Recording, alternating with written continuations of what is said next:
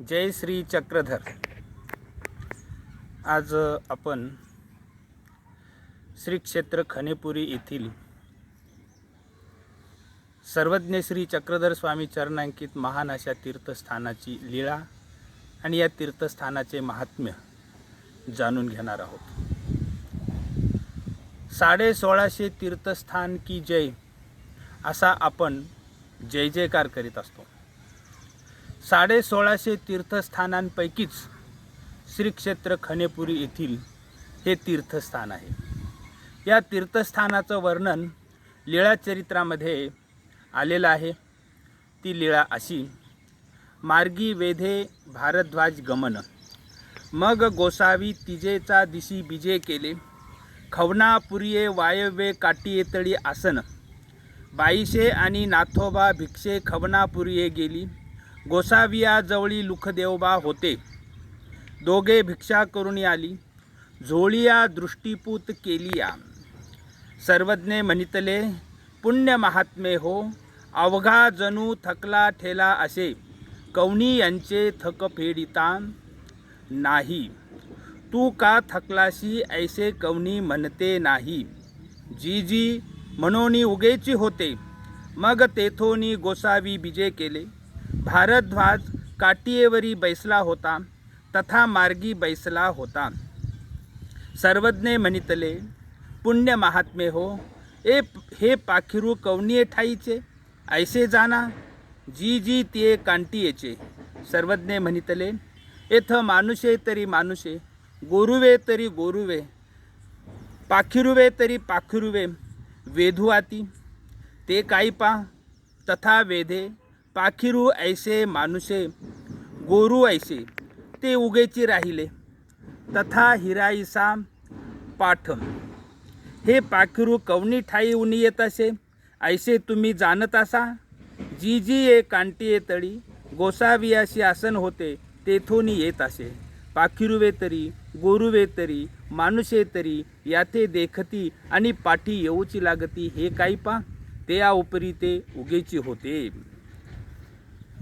अशी श्री क्षेत्र खनेपुरी येथील महान तीर्थस्थानाची लीळा आहे। या स्थानाचं फार मोठा अनुभव या परिसरातील लोकांना येतो। या लीळेचा प्रचलित भाषेमध्ये जर समजा वर्णन करायचं असेल तर ते प्रचलित भाषेमध्ये ही लीळा अशी आहे की दिवाळी झाल्यानंतर, भाऊबीज झाल्यानंतर हिवरळीवरून सर्वज्ञ श्री चक्रधर स्वामी इथं आले। सर्वज्ञ श्री चक्रधर स्वामी या ठिकाणी आले। इथे त्या काळामध्ये ह्या गावाला खवनापुरी असं ह्या गावाला म्हणत होते। ह्या गावाचं नाव खवनापुरी आहे लीळा चरित्रामध्ये आलेलं। आज या गावाला खनेपुरी असं म्हणतात। आणि देव इथं आले। गावाच्या बाहेर उत्तर दिशेला रस्त्याच्या कडेला एक झाड होतं, झाडाखाली देवांना आसन झालं। नाथोबा आणि बाईसा गावात भिक्षाला गेले। लुखदेवबा देवाच्या जवळ बसून होते। दोघे जण भिक्षा करून आले, देवाला झोळी दृष्टीपूत केली आणि सर्वज्ञ श्री चक्रधर प्रभू लुखदेवबाला म्हणतात की पुण्य महात्मे हो, हा अवघा जणू थकला ठेला असे, कवनी याचे थक पीडिता नाही, तू का थकलाशी ऐसे कवनी म्हणते नाही, असं या ठिकाणी निरूपण करतात स्वामी। लुखदेवबा ऐकून घेतात। त्यानंतर मग या ठिकाणी देवाला आरोगणा होते, भक्तिजन प्रसाद वगैरे घेतात आणि नंतर मग देव भाटीपूरला जाण्यासाठी निघतात।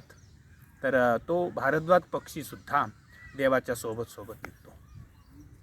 सर्वज्ञ श्री चक्रधर प्रभू लुखदेवबाला तो पक्षी दाखवितात आणि विचारतात की पुण्य महात्मे हो, हे पाखरू कवनी ठाईचे ऐसे तुम्ही जाना। आणि मग त्यावेळेस लुखदेवबा देवाला हात जोडून उत्तर देतात, म्हणतात जी जी खवनापुरीला ज्या ठिकाणी आपल्याला आसन झालं, आम्ही जिथे आपल्या सान्निध्याचा लाभ घेतला त्या ठिकाणावरून हा पक्षी येतो। आणि मग देव सर्व भक्तिजनांना सांगतात की आम्ही वेदशक्ती धारण केलेली आहे की मानुषे तरी पाखरुवे तरी गोरुवे तरी जेही कोणी असतील ते आमच्याकडे आकर्षित होतात, तसा हा पक्षी आमच्याकडे वेधला गेलेला आहे। सर्वज्ञ श्री चक्रधर प्रभूंनी अचाट अशी वेदशक्ती धारण केलेली होती या महाराष्ट्रामध्ये त्या काळामध्ये, आणि त्याच्यामुळे माणसं, पशु, पक्षी देवाकडे आकर्षित होत होते. एके ठिकाणी स्वामी स्वतःबद्दल सांगतात की सौंदर्याच्या दृष्टीनं की त्रेतायुगामध्ये सीता देवी बरव्या होत्या, द्वापार युगामध्ये श्रीकृष्ण चक्रवर्ती बरवे होते, आणि कलियुगामध्ये आम्ही बरवे आहोत. 32 लक्ष सौंदर्याने नटलेली आमची श्रीमूर्ती ही या श्रीमूर्तीकडे वेधतो हा समाज. स्वामींनी या ठिकाणी भारद्वाज या पक्षाला वेध दिलेला आहे. असं हे महान असं हे तीर्थस्थान आहे खनेपुरी तीर्थस्थान. परिसरामध्ये सगळीकडेच्या तीर्थस्थानाचा भक्तांना अनुभव येतो, आणि म्हणून या ठिकाणी नेहमी भक्तिजनांची पूर्ण महाराष्ट्रामधून भाविक या ठिकाणी दर्शनाला येतात. आणि या ठिकाणी अजून एक या तीर्थस्थानाचं महात्म्य म्हणजे या ठिकाणी पूर्वीपासूनच पितृदोषाचा नाश हा विधी इथे केला जातो. पितृदोष नाशक विधी श्री क्षेत्र खनेपुरी इथे केला जातो. हे एक वेगळं या तीर्थस्थानाचं वैशिष्ट्य आहे. हा विधी पूर्वी केव्हा चालू झाला तो त्याचं निश्चित असं सांगता येत नाही, परंतु पूर्वीपासूनच या ठिकाणी पितृदोषनाशक विधी होतो. आता 1650 तीर्थस्थान आहेत. ह्या 1650 तीर्थस्थानांपैकी खनेपूरलाच पितृदोषनाशक विधी का होतो? त्याचं कारण असं आहे की खनेपुरी येथे सर्वज्ञ श्री चक्रधर प्रभूंकडे भारद्वाज नावाचा पक्षी वेधला आहे. आणि पूर्वज आचार्यांनी हा संदर्भ लावला की बुवा समाजामध्ये पितृदोष म्हणजे पितृदोषाचा आणि कावळ्याचा अन्य देवताशास्त्रामध्ये संबंध जोडलेला आहे. आणि भारद्वाज पक्षी हा कावळा प्रजातीमधला पक्षी आहे, आणि म्हणून भारद्वाजाची या ठिकाणी लीळा घडली. त्यामुळे पूर्वी केव्हापासून तरी म्हणजे नक्की काळ सांगता येत नाही, पण तेव्हापासून पूर्वज आचार्यांनी या ठिकाणी पितृदोषनाशक विधी करण्याचं मार्गदर्शन केलं असावं, आणि तेव्हापासून या ठिकाणी पितृदोषनाशक विधी होतो. आणि हा पितृदोषनाशक विधी शास्त्रीय ब्रह्मविद्याशास्त्राच्या आधारानुसार या ठिकाणी केला जातो. आता हे पितृदोषनाशक विधी म्हणजे काय आहे, हा कशामुळे प्रचलित झाला असावा, तर याचा शोध घेतल्यानंतर आपल्या असं लक्षात येतं की 200-250 वर्षापूर्वी किंवा त्याच्याही आधी साधू संत समाजामध्ये फिरत असताना लोक साधू संतांच्या जवळ येत परमेश्वराचं ज्ञान समजून घेत आणि उपदेश घेत. असे या महाराष्ट्रामध्ये अनेक लोक उपदेशी झालेले आहेत, गावोगावी उपदेशी झालेले आहेत. परंतु ज्या परिवाराने उपदेश घेतला त्यांनी देवताशास्त्राचा, देवता भक्ती मार्गाचा त्याग केला, सप्तव्यसनांचा त्याग केला, आणि ते उपदेशी झाले.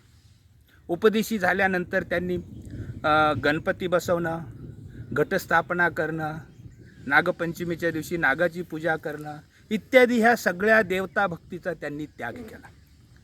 आणि ह्या एकनिष्ठ ईश्वर भक्ती करू लागले ते.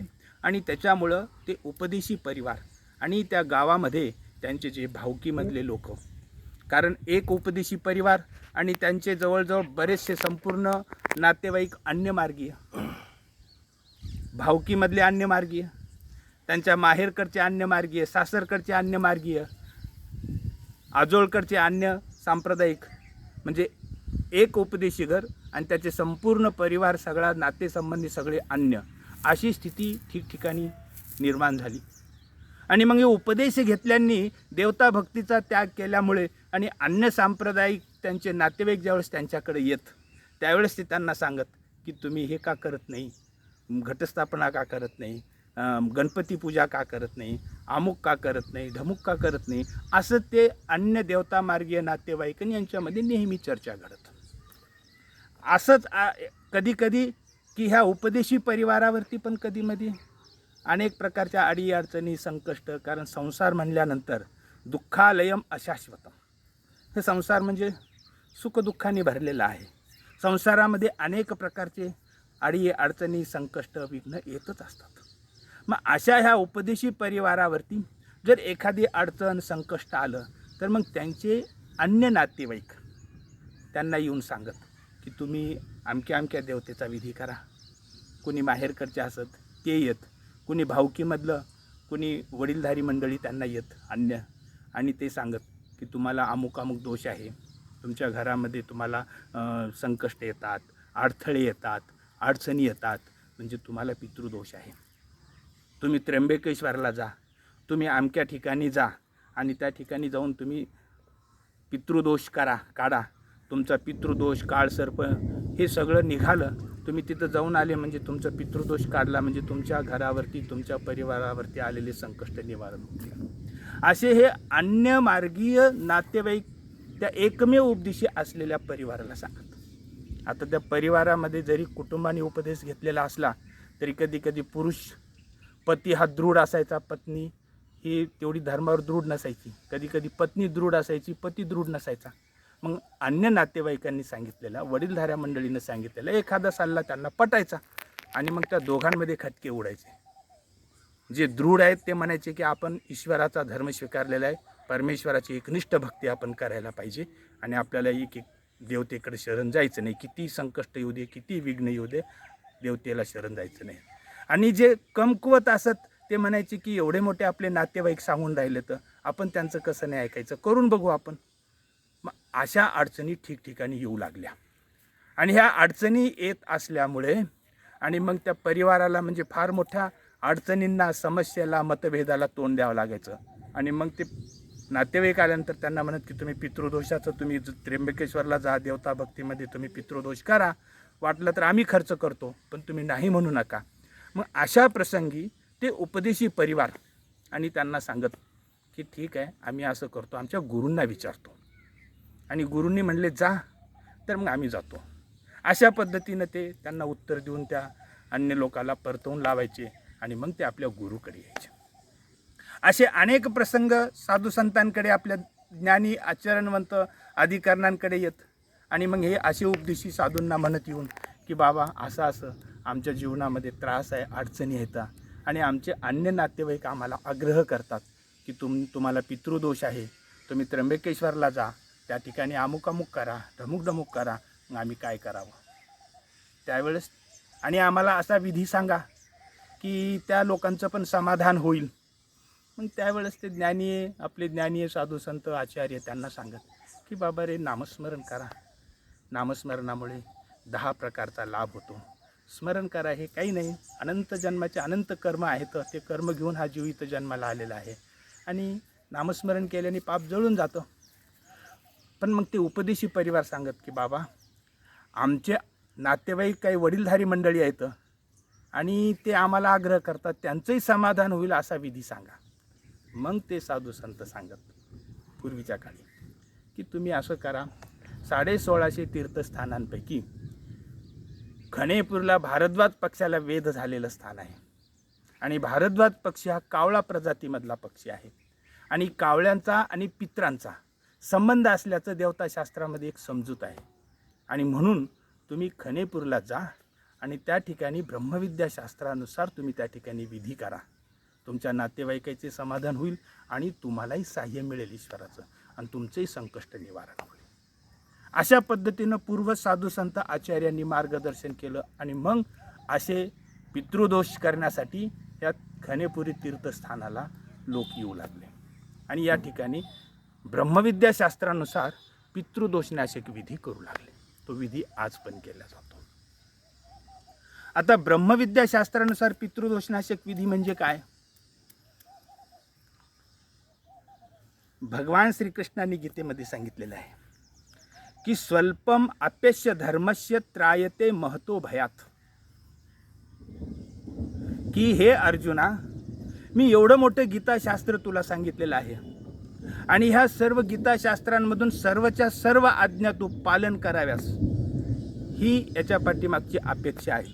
परंतु एवढं सर्व तुझ्याकडून जरी पालन नाही झालं तरी पण त्याच्यामधलं स्वल्पम, अगदी अल्प जरी तू आज्ञा माझी पालन केली तर मी तुला फार मोठ्या दुःख भयापासून सोडवेन, तुला त्याच्यापासून मुक्त करेल, तुझ्यावरचं संकष्ट निवारण करेल. स्वल्पम अप्यस्य धर्मस्य त्रायते महतो भयात. आणि सर्वज्ञ श्री चक्रधर प्रभू म्हणतात की आम्ही एवढं आचरण सांगितलेलं आहे, एवढं ब्रह्मविद्या ज्ञान निरूपण केलेलं आहे, याच्यामधलं मोहरी एवढं जरी तुम्ही आचरण केलं, बस आम्ही तुम्हाला संकष्टातून सोडवू, तुमचं रक्षण करू, तुम्हाला सहाय्य करू. आणि ह्या परमेश्वराच्या वचनानुसार, आज्ञेनुसार खनेपुरी येथे या तीर्थस्थानावरती ब्रह्मविद्याशास्त्रातल्या अगदी मोजक्या 2, 3, 4 आज्ञेचं पालन करून या ठिकाणी हा पितृदोषनाशक विधी करण्याची प्रथा आहे. परमेश्वराच्या 4-5 आज्ञा पालन करून हा पितृदोष विधी केला जातो. पूर्वीपासून चालू आहे तो आज पण चालू आहे. हा पितृदोष विधी कसा? ज्या परिवाराला भय आहे की आम्हाला पितृदोष झालेला आहे, कारण ज्या परिवारावरती संकष्ट आलं तो जर परिवार उपदेशी असेल तर तो आपल्या गुरूंकडे जाऊन त्या संकष्टावरती उपाय विचारेल. आणि जे अन्य असतात ते देवता भक्तिमार्गामध्ये एखाद्या ब्राह्मणाकडे जाऊन त्यांना सोल्युशन, त्याच्यावरती उपाय विचारतात आणि ते ब्राह्मण सांगतात पितृदोष आहे. आणि आपले उपदेशी असतात यांना साधू संत सांगतात तुम्ही नामस्मरण करा. परंतु उपदेशाचे जे बाकीचे नातेवाईक आहेत ते म्हणतात की तुम्हाला पितृदोष आहे, तुम्ही करा. आणि मग त्या परिवाराला पण असं वाटायला लागतं की आपण हा विधी करायला पाहिजे. आणि मग तो परिवार पूर्ण त्या दुःखाने त्रस्त असतो. आणि मग असे परिवार ज्यांना पितृदोष सांगितल्या गेलेला आहे, आता पितृदोष आहे का नाही याचे पण आपण विचार करू पुढे. आणि मग हे इथे येतात, सर्व परिवार येतो. आल्यानंतर सकाळी 9 वाजता तीर्थस्थानाला उटी केल्या जाते सामूहिक. या ठिकाणी परमेश्वराच्या एका आज्ञेचं पालन होतं. म्हणजे हा पितृदोष विधी परमेश्वराच्या आज्ञेचं पालन करून केला जातो, ब्रह्मविद्याशास्त्रामधल्या आज्ञेनुसार केला जातो. म्हणून हा पितृदोष विधी हा ब्रह्मविद्याशास्त्राला अनुसरून केला जातो. या ठिकाणी तो परिवार, दुःखिस्त परिवार, भयग्रस्त परिवार, पितृदोषाने त्रस्त परिवार, आडी अडचणीनं ग्रासलेला हा परिवार, उपदेशी परिवार इथे येतो. आल्यानंतर या ठिकाणी पितृदोष नाशक विधी सकाळी 8 वाजता सुरुवात होते. तीर्थस्थानाला सामूहिक उटी केल्या जाते. या ठिकाणी पहिल्या आज्ञेचं पालन होतं. तीर्थस्थानाच्या ठिकाणी कृपाशक्ती, मायाशक्ती, प्रसन्नता हे ईश्वरीच्या शक्ती त्या ठिकाणी विद्यमान असतात. आणि उटी करत असताना सगळा परिवार त्या ठिकाणी त्यांच्याकडून परमेश्वर आज्ञेचं पालन होतं. कारण स्वामी श्री चक्रधर प्रभूंनी सांगितलेलं आहे की आम्ही ज्या ठिकाणी आसनस्थ झालो, आमचे श्रीचरण जिथं लागले, जी भूमी चरणांकित आहेत, आम्ही ज्याला संबंध दिला त्या संबंधाला वंदन करावं, स्वामींची आज्ञा. आणि मग उटी करत असताना पहिल्या आज्ञेचं पालन होतं की तीर्थस्थानाला वंदन करून तिथं तीर्थस्थानाची उटी केल्या जाते. पहिल्या आज्ञेचं पालन होतं. मग उटी केल्यानंतर परिवारातील 5 व्यक्ती, जर एखादा कमी असेल तर एखादी साधू त्याच्यामध्ये सहभागी होऊ शकतात, 5 व्यक्ती. मग उटी झाल्यानंतर तीर्थस्थानाला गंध अक्षदा अर्पण केल्यानंतर मग 5 व्यक्ती, एक जण 108 पानं, दुसरा 108 नाणे घेतो, तिसरा 108 सुपाऱ्या, चौथा सदस्य 108 खारीक आणि 5वा सदस्य 108 बदाम. तीर्थस्थानाला उटी झाल्यानंतर गंध अक्षदा अर्पण केल्यानंतर ज्या परिवारातील सदस्याकडे पानं असतात 108, तो पुढे होतो आणि पहिलं नाम श्रीकृष्ण नामाचं मनामध्ये चिंतन करून ते 108 पानं त्या तीर्थस्थानावर चक्राकार अर्पण करतो. पहिलं श्रीकृष्ण नाम म्हणतो, पान अर्पण करतो, पहिलं नाम म्हणतो, पान अर्पण करतो. असं 108 वेळेस पहिलं श्रीकृष्ण नामाचं तो चिंतन करतो आणि 108 पानं अर्पण करतो. परिवारातील दुसरा सदस्य तात्काळ त्या पानावरती दुसरं नाम मनामध्ये चिंतन करून नाणं ठेवतो. 108 वेळेस दुसरं नाम तो चिंतन करतो आणि 108 नाणे त्या पानावरती अर्पण करतो. तिसरा सदस्य त्या पानावरती तिसरं नाम मनामध्ये 108 वेळेस म्हणून 108 सुपाऱ्या अर्पण करतो. चौथा सदस्य चौथं नाम मनामध्ये 108 वेळेस अर्पण करून 108 बदाम अर्पण करतो. आणि 5वा सदस्य 5वं नाम मनामध्ये 108 वेळेस अर्पण करून मनामध्ये चिंतन करून 108 बदाम अर्पण करतो. अशा तऱ्हेनं हे पाचही सदस्य, परिवारातील सदस्य 108 विडे त्या ठिकाणी अर्पण करतात। या ठिकाणी दुसऱ्या आज्ञेचं पालन होतं। दुसरी आज्ञा कोणती? की पत्रम पुष्पम फलम तोयम यो मे भक्त्या प्रयच्छति। पान, फूल, फळ, पाणी हे जे काही असेल, माझा भक्त श्रद्धेनं जर मला अर्पण केलं तर मी ते स्वीकारतो। या ठिकाणी परमेश्वराची दुसरी आज्ञा पालन झाली। आमचे सर्वज्ञ श्री चक्रधर स्वामी सांगतात की चित्त वित्त काय आहे त्यांनी परमेश्वरास अर्पण करावे। आणि अशा पद्धतीने इथं पहिली आज्ञा तीर्थस्थानाला वंदन करावं, दुसरी आज्ञा पान, फूल, फळ, पाणी अर्पण करावं। तर या ठिकाणी 108 विडे अर्पण केल्या जातात। दुसऱ्या आज्ञेचं पालन होतं। आणि तिसरी आज्ञा की नामस्मरण करावं, कारण नामस्मरण केल्याने आम्ही 10 प्रकाराने सहाय्य करतो। नामस्मरण करावं आणि म्हणून या ठिकाणी हे नामस्मरण, पंचकृष्णाचं नामस्मरण करत करत हे केलं जातं। इथं 3 आज्ञेचं पालन होतं। आणि अशा पद्धतीने 108 विडे अर्पण केल्यानंतर आणि मग 5 नामाचे 5 विडे हातामध्ये घेऊन, 5 नामाचे 5 विडे हातामध्ये घेऊन आणि मग आपलं तीर्थस्थानाला 5 प्रदक्षिणा घालून आणि मग प्रार्थनापूर्वक ते विडे तीर्थस्थानावर अर्पण केल्या जातात। आणि त्यानंतर सूत्रपाठ ग्रंथाचं श्रवण, मग जे बाळ भिक्षुक असतात किंवा आम्ही हा विधी करतो, बाळ भिक्षुक तिथं बसून पूर्ण सूत्रपाठ ग्रंथ आम्ही पठण करतो, म्हणजे वाचतो आणि त्या सूत्रपाठ ग्रंथाचं तो परिवार बसून श्रवण करतो। तर या ठिकाणी भगवान श्रीकृष्णाने गीतेमध्ये सांगितलेलं आहे की ज्ञान हे अग्निप्रमाणे आहे। परमेश्वराच्या श्रीमुखातून परावाणीतून आलेलं ते ज्ञान, ब्रह्मविद्या ज्ञान, ईश्वर अवताराने निरूपण केलेलं जे ब्रह्मविद्या ज्ञान आहे ते सूत्रपाठ, आणि हे सूत्रपाठ ते परिवार श्रवण करतात। गीतेमध्ये सांगितलेलं आहे की ज्ञान हे अग्निप्रमाणे आहे। ज्ञानाग्नी सर्व कर्माणी भस्मसात कुरुते तथा। जे ज्ञान आहे ते अग्निप्रमाणे आहे आणि ते कर्णेंद्रियाद्वारे अंतःकरणामध्ये गेल्यानंतर ते पूर्ण जीव स्वरूपावर ते जे मळ आहे तो मळ जळून जातो। ज्ञानाग्नी सर्व कर्माणी भस्मसात कुरुते तथा। आणि सूत्रपाठ ग्रंथाचं श्रवण केल्यानंतर हा पितृदोष नाशक विधी जळून जातो, पितृदोष जळून जातो। पितृदोषच आहे असं नाही, 62,500 दोष असल्याचं आमचे शास्त्रकार सांगतात। म्हणजे जे काही दोष आहेत त्या ज्ञानाग्नी सर्व कर्माणी भस्मसात कुरुते तथा ब्रह्मविद्याशास्त्र सूत्रपाठ ग्रंथाचं श्रवण केल्यानंतर त्या परिवाराचा तो दोष जळून जातो। आणि बरोबर 12 वाजता श्री दत्तात्रय प्रभू कोल्हापूरला भिक्षा मागून आत्मतीर्थाला आरोगण्याला येतात। आत्मतीर्थाला गंगेच्या पात्रात बसून ते आरोगणा करतात, गंगेच्या पात्रात बसून आरोगणा करतात बरोबर 12 वाजता।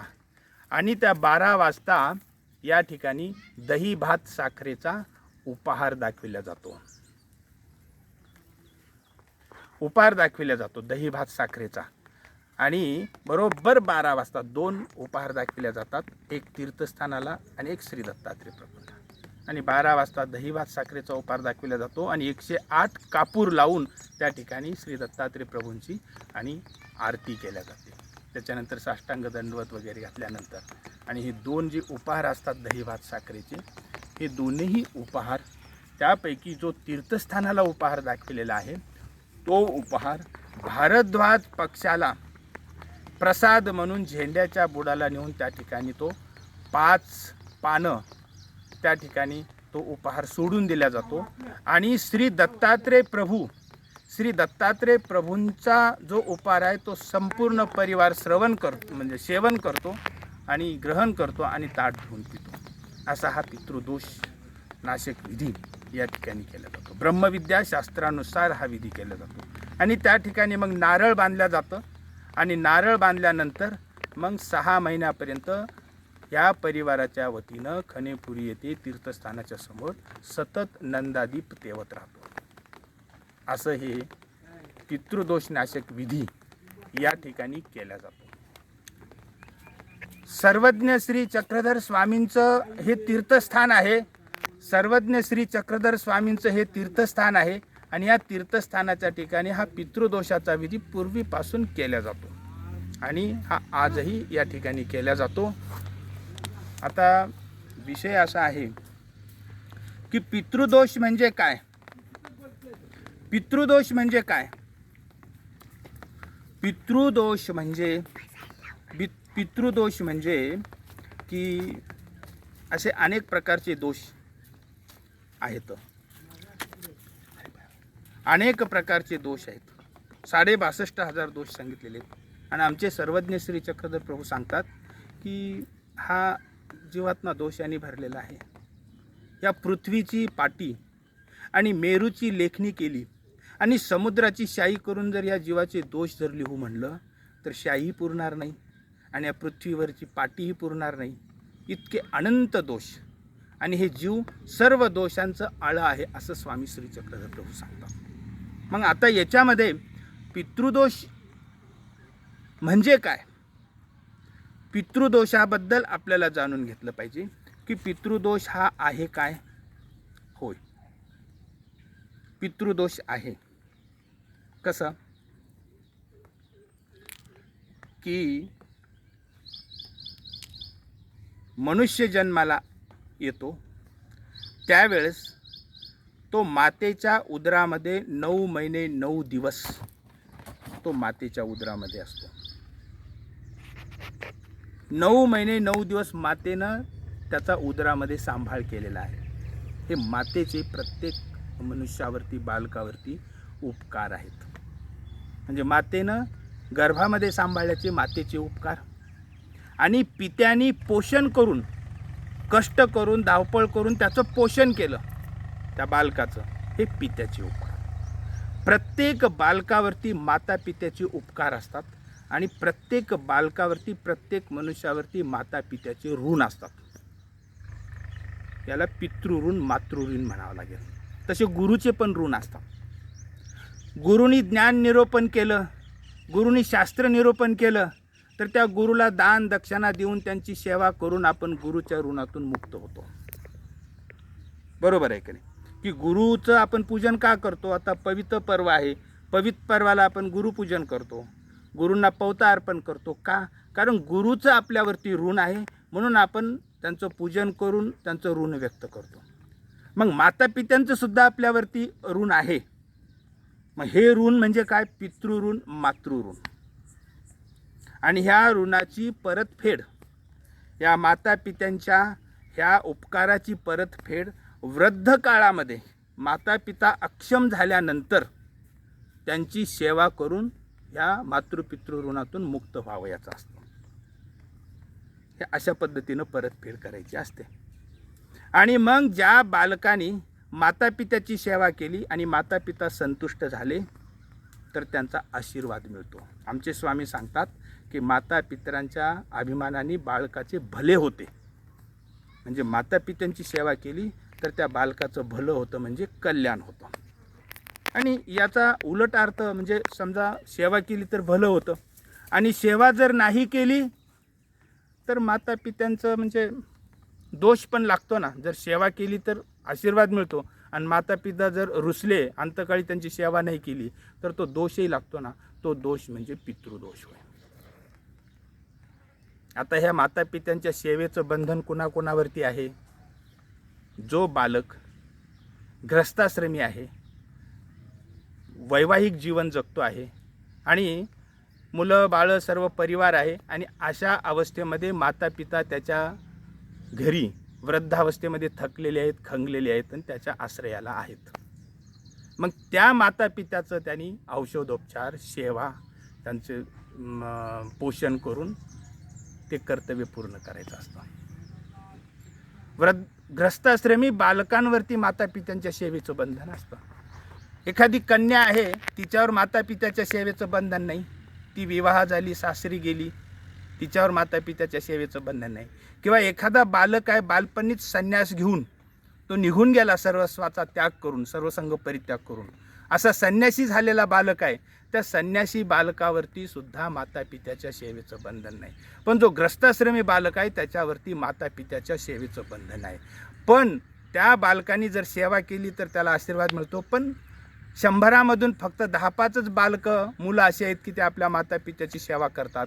समाजामध्ये आपण पाहतो 80% 90% मुलं असतात ना, आपल्या माता पित्याकडे दुर्लक्षच करतात. हे माता पिता मरताना तळतळाट करून, दुःख करून, आक्रोश करून, असमाधानी होऊन मरतात. तो दोष त्या बालकाला लागतो आणि तो दोष म्हणजेच पितृदोष होय. आता ह्या जन्मामध्ये जरी सेवा केली कुणी, पण मागच्या जन्मामध्ये, त्याच्या मागच्या जन्मामध्ये, अशा अनंत जन्मामध्ये, कुठल्या तरी एखाद्या जन्मामध्ये यांच्याकडून हा दोष घडलेला असतो आणि असं दोषाचं ओझं घेऊन हा मनुष्य, हा जीव या जन्मामध्ये आलेला असतो. तो पितृदोष होय. अशा ह्या पितृदोषाची मुक्तता कशामुळे होते तर ब्रह्मविद्याशास्त्रानुसार खणेपुरीला, ह्या 1650 तीर्थस्थानांपैकी खणेपूरलाच हा विधी केला जातो, पितृदोष नाशक विधी. आणि या ठिकाणी तीर्थस्थानाला उटी म्हणजे संबंधू वंद्य श्री चक्रधर प्रभूंच्या वचनांचं पालन झालं. त्याच्यानंतर तीर्थस्थानाला 108 विडे अर्पण करणं. इथं पत्रम पुष्पम फलम तोयम योमे भक्त्या प्रयच्छती, पान फूल फळ पाणी अर्पण केलं तर ते मी स्वीकारतो असं भगवंत म्हणतात. या ठिकाणी 108 विडे अर्पण केल्या जातात. त्या ठिकाणी दुसऱ्या आज्ञेचं पालन होतं. हे विडे नामस्मरण करत करत अर्पण केल्या जातात. या ठिकाणी तिसऱ्या आज्ञेचं पालन होतं. त्या ठिकाणी सूत्रपाठ ग्रंथाचं बाळ भिक्षुकाच्या मुखातून तो पितृदोषाने बाधित असलेला परिवार श्रवण करतो.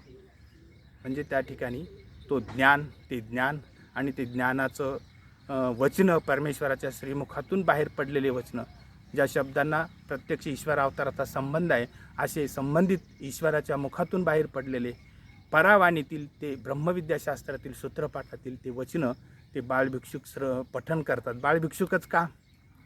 बाळभिक्षुकाच्याच मुखाने हे सूत्रपाठ ग्रंथाचं पठण का करायचं असतं तर बाळभिक्षुकांनी आश्रमामध्ये बालपणी राहून गुरुची सेवा करून, गुरुनी भिक्षा मागून आणलेलं अन्न खाऊन त्यांनी सूत्रपाठ ग्रंथाचं अध्ययन केलेलं आहे. गुरुमुखाने गुरुची सेवा करून विधीपूर्वक ज्ञान त्यांनी प्राप्त केलेलं आहे आणि म्हणून त्या बाळभिक्षुकाच्या मुखातून ही सूत्रपाठ ग्रंथाचं श्रवण करणे आणि त्याच्यानंतर दहीभात साखरेचा उपहार आणि 108 कापुराच्या वड्या प्रज्वलित करून तीर्थस्थानाची या ठिकाणी आरती वगैरे करून हा पितृदोषनाशक विधी केला जातो.